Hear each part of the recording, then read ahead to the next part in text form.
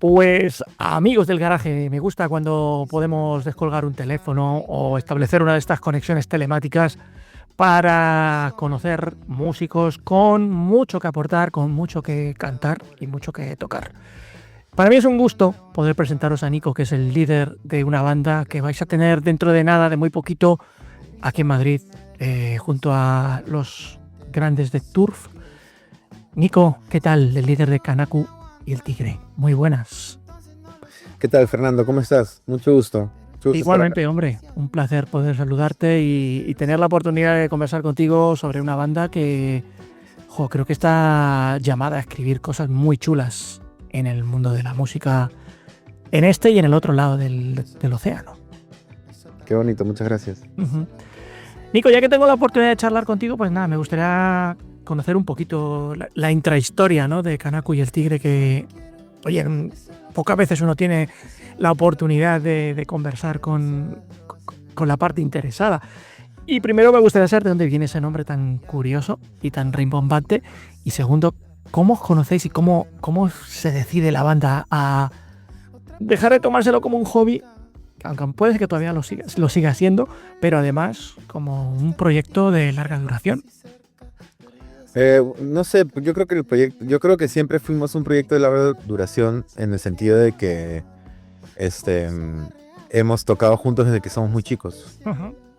Entonces nosotros nos hemos conocido en el colegio y nunca fue como que pensamos que íbamos a tocar toda la vida juntos, pero pasó.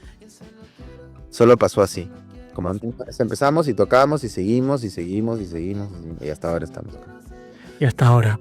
Sí. Bien, ¿y cuál es el secreto de seguir? No lo sé, la verdad. Porque, bueno, no ha sido constante. Yo me vine a vivir a España. Ajá. En 2021. Entonces, de hecho, ahorita la banda los últimos años ha estado como separada, por así decir. Sí. Y recién estamos reuniéndonos ahora con la intención de como hacer esta pequeña gira por Europa y quizás sacar un disco prontamente el próximo año, quizás, o algo así. Como reactivar el proyecto realmente, porque sin duda, nosotros el primer disco lo sacamos 2 días antes de entrar en la pandemia. Sí, buah. Fue un poco no fue del todo malo. Por un lado, mucha gente lo escuchó en streaming, pero tampoco lo tocamos mucho. Realmente, esta es la primera vez que lo vamos a tocar en Europa. No lo llevamos a girar. Es un disco que no llevó a girar y es un disco que de hecho, o sea, nosotros sentimos que es igual de bueno que los otros dos. En todo caso, si te gustan los otros dos, probablemente te guste este también, ¿no? Es una cosa así. Entonces es como una pena que se dio de esa forma, pero así fue. Y ahora estamos como viendo quizás el año que viene hacer uno que ojalá no coincida con una guerra mundial. A eso. Pero bueno, sí, estamos con la idea de 2027 quizás lanzar un disco nuevo y hacer una gira un poco más adelante de nuevo, ¿no? Uh-huh. Bueno, no he dicho las fechas, pero te las voy a decir ahora. El 15 de abril, corrígeme si me equivoco en alguna, que lo tengo aquí apuntado y mi letra no es que sea un paradigma de buena ortografía. El 15 de abril en Madrid, el 7 en Milán, el 10 en París y el 12 en Berlín, en Alemania. Sí. Y en Milán, ¿dijiste Milán? Sí, el 7 de abril. Sí, el 7 de abril, el 11, el 10, en París, el 11, el 2, sí. El 12 en Alemania, sí. Está bien. Tengo los datos, ¿no? Bueno, oye, ¿cómo fue ese proceso, Nico, de definir cuál iba a ser la sonoridad del grupo? Porque aquí se junta, pues es un poquito de folk, un poquito de psicodelia, rock. ¿Cómo fue esto?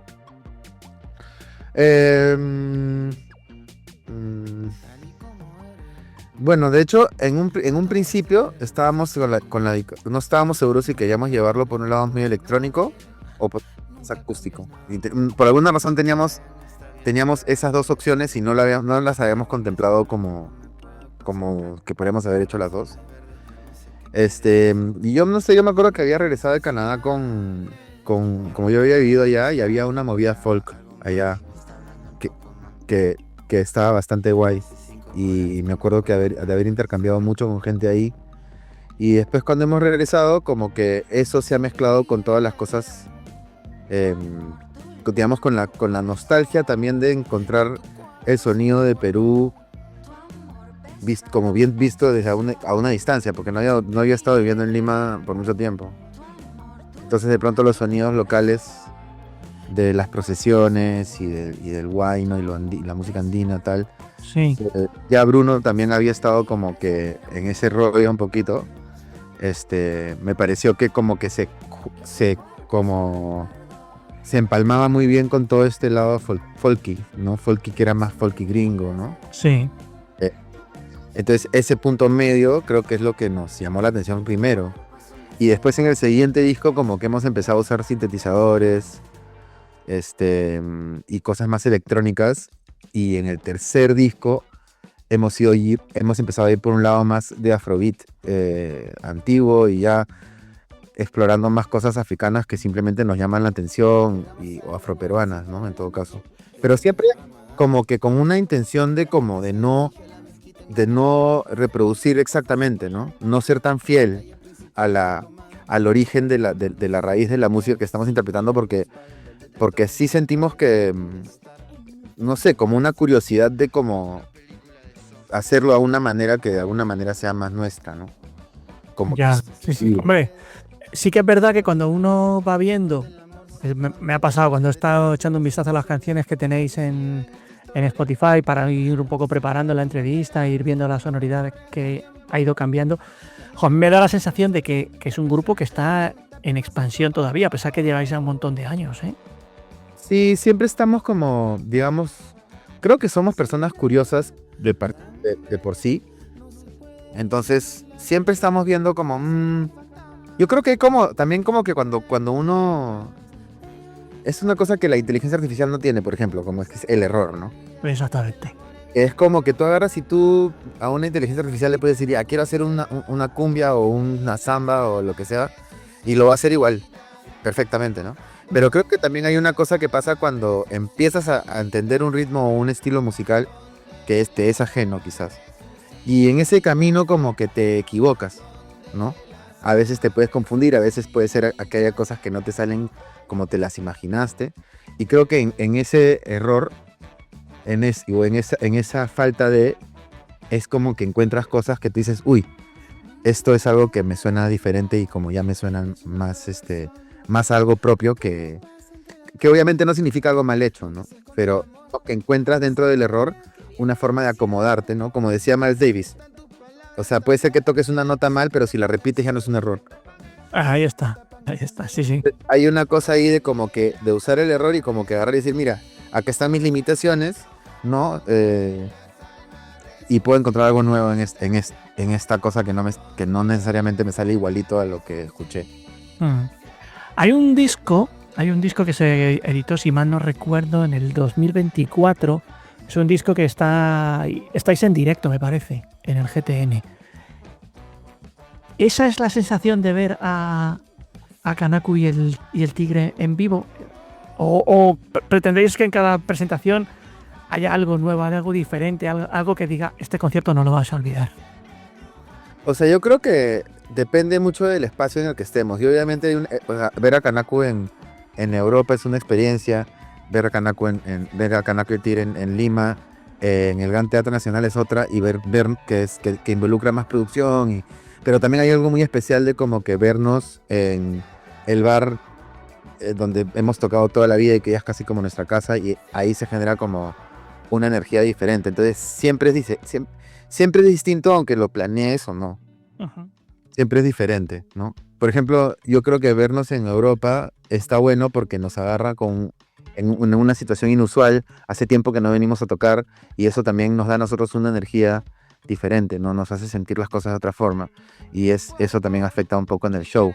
Pero yo creo que casi siempre, o sea, los shows casi siempre son mágicos, sobre todo si los últimos que hemos estado tocando, porque como no los hemos estado haciendo tan seguidos, hay una sensación de que es algo muy especial y creo que eso se transmite un montón. Oye, y el hecho de que estés viviendo aquí en España, Nico, ¿influye en alguna manera en las nuevas canciones que estás escribiendo o en cómo se tocan los clásicos? Más que nada por el público al que os dirigís o al que os encontráis aquí. No lo sé, la verdad, porque todavía estamos creándolas. Yo creo que lo que más puedo distinguir del proceso creativo en el que estamos ahorita versus lo que hemos hecho antes es que es verdad que sí nos hemos reinventado de manera muy concreta de disco. Y creo que ya la reinvención en este disco que viene creo que es que no va a ser tan intencional. Creo que va a haber una reinvención sin duda porque ya ha pasado mucho tiempo del anterior. Han pasado 6 años. Sí. Entonces, de hecho estamos en otra, ¿no? Entonces de hecho va a ser un disco diferente. Pero no va a ser como que, uy, ahora queremos hacer esto otro. Es como, hay una madurez también de estar como que tanto tiempo haciendo discos y en donde ya no tienes como que esta cosa de qué voy a hacer ahora, sino que qué voy a hacer ahora, pues otro disco y de ahí otro. Entonces es como que hay una presión que se va y hay una cosa más de intuir hacia dónde tienes que ir y no premeditarlo tanto. Y eso se sabe cuando estás, por ejemplo, con la primera, con la segunda canción, de lo que piensas que un día va a ser un disco. O realmente, cuando se dice una canción, tal y como está la industria ahora, uno piensa, bueno, esto va single a single, pues a lo mejor no sale un disco hasta dentro de un tiempo. O sí sabías que va a ser un disco. A mí me gustan los discos, un montón. Y Se nota, ¿eh? Sí, no, y además, sí, en algún momento hemos dicho, uy, quizás deberíamos sacar EPs o singles. Pero no sé, hay una cosa que yo creo que la música debería tener un espacio y deberíamos de luchar porque tenga un espacio concreto al menos en la vida de la gente que le gusta la música. Y yo creo que sí. Yo creo que tener un disco es como que algo que encapsula un periodo, es una obra completa, es algo que va más allá de solamente una canción, es algo que requiere de un grado de atención de parte de algún oyente y siempre que hayan personas que estén dispuestas a invertirle ese tiempo al disco, yo creo que está bueno que sigamos haciendo discos. Porque es como que efectivamente puede ser mucho más práctico quizás, o puede ser como marketeramente más, por cómo se está moviendo la industria ahorita, sacar singles. Sí, quizás cuando estás empezando tu carrera, como individuo, como proyecto nuevo. Sí, si no quieres arriesgar mucho y esas cosas, ¿no? Sí, pero la verdad es que nosotros ya somos una banda medio como con un recorrido, y cuando nosotros hemos hecho los discos, los discos anteriores, ya eso es lo que nuestro público esperaba de nosotros ser un disco. Entonces, y además, todavía hay una diferencia entre sacar un disco y sacar singles. O sea, yo creo que un disco sí te marca como que un hito y también es un pedazo de arte que se puede usar muy bien para promoción y es distinto cuando sacas un disco que cuando sacas un montón de singles. Porque te da catálogo, no sé, los medios reaccionan distinto a los discos también. ¿Verdad? Sí, es verdad. A mí la verdad que también te confieso que si te vas a poner a montar una cruzada para reivindicar el disco como colección de canciones o como la foto sonora de un instante en las vidas de quienes hacen esas canciones, me sumo a tu proyecto encantado. Vamos, aquí a darle voz a tope. Qué bonito, justo hoy día estaba hablando con alguien de escuchar discos, de cómo, y decía, había escuchado un video de Alexis Díaz Pimienta, ¿sabes quién es el de Sinistra? Sí. Había dicho una cosa así como que ahora ya no escucho música, ya no hago esto, no, todas las cosas que ya no hacía porque el teléfono le consumía todo el tiempo. Y como que eso sí me hizo pensar, y yo estaba justo hablando con un amigo y decía, y yo ya no escucho casi, o sea, yo escuchaba mucha música antes de 2020, mucha, era muy melómano. Y ahora siento que, claro, hay cosas que han cambiado. Por ejemplo, a mí me gustaba escuchar vinilos. Entonces en Perú yo tengo muchos vinilos y tengo un tocador de vinilos, en España no, porque nunca me traje esas cosas para acá. Y entonces este ritual de agarrar y escuchar el disco, el lado A, el lado B, concebir el disco de esa manera, o sea, ya sea como oyente, es algo que yo personalmente como consumidor de música no me gusta estar perdiendo eso. Quisiera recuperar mis hábitos de lectura también. Y también como artista, como que hay una cosa muy especial, lo que te decía, el disco sí que engloba como un periodo, es como cuando tú ves pues, ¿no? el periodo tal de algún artista, de algún pintor, ¿no? Es así, es como, siento que los discos sí que engloban toda una parte de la biografía, en qué momento estaba, qué tipo de música estaba escuchando en ese momento, qué estaba pasando en el mundo en el momento en el que hiciste ese disco. Este, Todas esas cosas de alguna manera también influyen en la música que haces, ¿sabes? Que, Sí, sí, sí, sí.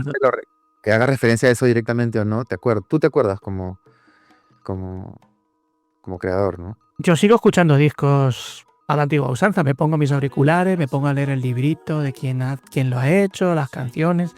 Creo que es una bonita manera de reivindicar a quienes os tomasteis el tiempo, el dinero y las ganas de hacer un disco.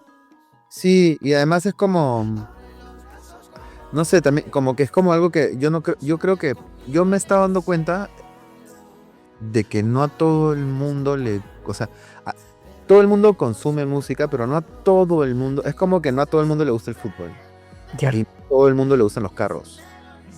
Entonces yo creo que no a todo el mundo le gusta la música tanto, o sea, es decir, hay gente que es, Hay quien oye música y hay quien escucha música. claro, hay personas que les gusta la música y les gusta la experiencia de la música en sí, y que la música tiene un valor inherente más allá de la historia adjunta a la música, ¿no? Que es algo que nosotros también vemos un montón, como que la historia alrededor de la música, el metarrelato de la música, de pronto hoy en día tiene un peso súper grande, pero hay gente que le gusta la música solo por la música. Ya. Yo creo que soy una de esas personas, a mí me gusta la música y cuando la música tiene un metarrelato que es interesante, pues a buena hora y todo bien, ¿no? Pero ya hay mucha música que yo escucho de lo que no sé nada de los artistas que están detrás de ella, solo sé que me mueve, a veces que no entiendo ni la letra. Ajá. Y me mueve mucho, y me encanta, y me vuelvo fanático, ¿no? Varios artistas japoneses, por ejemplo, que no entiendo lo que dicen, ¿no? Buah, esa conexión mágica que hay entre Perú y Japón, yo no la podré alcanzar a entender nunca. Como países que están tan lejos tienen tantas cosas en común. Cosas de música.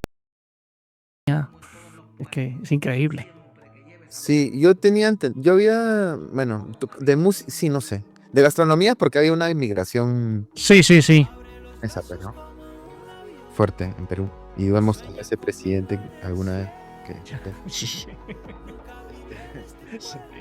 Oye, Nico, ¿cómo os preparáis a nivel físico, a nivel emocional, para volver a tocar juntos después de tanto tiempo? Creo que la preparación no ha sido necesaria a nivel emocional porque literal creo que el tiempo que hemos estado cada uno por su lado ha hecho que ya no ha tenido que haber mucha preparación para volver a encontrarnos, sino que ha sido como cuando te dejas de ver con tus amigos. Sí. Los amigos, hay amigos que no hablas con ellos un año y después los ves de nuevo y es como si se hubieran visto el día anterior, ¿no? Y cuando tienes la música de por medio, más fácil todavía. Entonces por ese lado está ahí eso, y por otro lado es el lado más ejecutivo que sí o sí como más aburrido de explicar. Las reuniones, ensayos, los pasajes, tiquititos, toda la producción. Son la parte seria, ¿no? De todo esto. La parte más ejecutiva del asunto, ¿no? Nada, fue también como hablar con gente, nada. ¿Y ese instante antes de saltar al escenario, cómo lo vivís? Bueno, no es que hemos dejado de tocar en absoluto. Tocamos en el Gran Teatro Nacional 2023. Sí. Luego 2024 no hemos tocado y 2025 hemos tocado. En Lima, una vez. Uh-huh. Y 2026 vamos a tocar en Lima y vamos a tocar en Europa. Entonces, como la preparación que estamos teniendo ahorita es, sí, estamos contratando estamos tocando con dos músicos que están en Europa. Uno de ellos y ambos son un bajista y un baterista, y luego están viniendo Marcial y Bruno, y vamos a tener ensayos esta semana que viene. Vamos a estar ensayando las canciones que vamos a tocar. Tenemos un setlist que es un poco de todos de los tres discos, varias canciones del tercero porque es el que menos hemos tocado, pero obviamente están las esenciales, canciones como Si te mueres mañana, que es una canción que le gusta a todo el mundo, todo el mundo, al público de Kanaku, ¿no? Hay como son canciones que son como dentro de nuestro repertorio son las más pedidas, por así decir. Ajá, sí, yo creo que sí. Si te mueres mañana o bicicleta, pa'lante, que también tiene ahí un tironcillo. Son las clásicas, que esas yo creo que son las que os piden siempre, ¿no? Esas son las que nos piden siempre, son las que nunca vamos a dejar de tocar. Bueno, hay algunas que ya no tocamos, pero no las piden tanto. Pero sí, esas de ahí, o sea, bicicletas, si te mueres mañana, tu verano en invierno, pupuselas, esas van de todas maneras. ¿Cómo os despedís de esas canciones que ya no volvéis a tocar? ¿Un buen día desaparecen del repertorio y ya? ¿O las sacáis de vez en cuando en algún momento por nostalgia? Dependiendo del público que vamos a tener, como que si pensamos de que el contexto del show es un contexto como más íntimo y más chill, tenemos como que nuestras canciones que son un poco más tranquilas, y después cuando tenemos un concierto que va a ser más en un festival o un escenario grande, tratamos de usar un poquito más más tercer disco, ¿no? Que el tercer disco sí es un poquito más rápido, es un poquito más animado, Ajá. rítmicamente, porque tiene toda esta vertiente africana dentro del estilo. Sí. Entonces, esas las usamos más dependiendo del aforo, en verdad. El espacio, yo siento que el espacio en donde uno toca, donde uno se proyecta que va a tocar, influye mucho en el tipo de canciones que haces, en el tipo de disco que tocas y lo que escoges para tu repertorio, ¿no? Incluso lo que compones también. Cuando nosotros empezamos, nosotros componíamos pensando en que no lo iba a escuchar nadie. Entonces poníamos en la producción un montón de instrumentos pensando, guau, esto nunca lo vamos a tener que reproducir. No era como una banda lo que escuchas en el disco, y tampoco era todo música electrónica. Eran cosas que después, para reproducirlas en vivo, iba a ser súper complicado. O sea, habían muchas pistas de tambores, percusión menor, luego instrumento raro por aquí, instrumento raro por allá, ¿no? Cosas que después, como que cuando nos hemos puesto a tocar en vivo, nos hemos dado cuenta que no era tan fácil ya traer el disco al vivo. Ya. El siguiente disco se hizo más pensando en eso. Y cuando hemos empezado a tocar escenarios más grandes, hemos empezado a hacer discos con BPM más altos, porque ya estábamos tocando en estos escenarios donde teníamos todo este espacio, queríamos utilizar el espacio, utilizar nuestros cuerpos, porque estábamos en esos espacios tocando. Empezábamos tocando los discos en unas tienditas y componíamos como que acorde, luego en escenarios un poquito de bares y componíamos acorde, y cuando hemos empezado a tocar festivales, eso también ha transformado la manera que nos hemos aproximado a la música que hemos querido hacer después.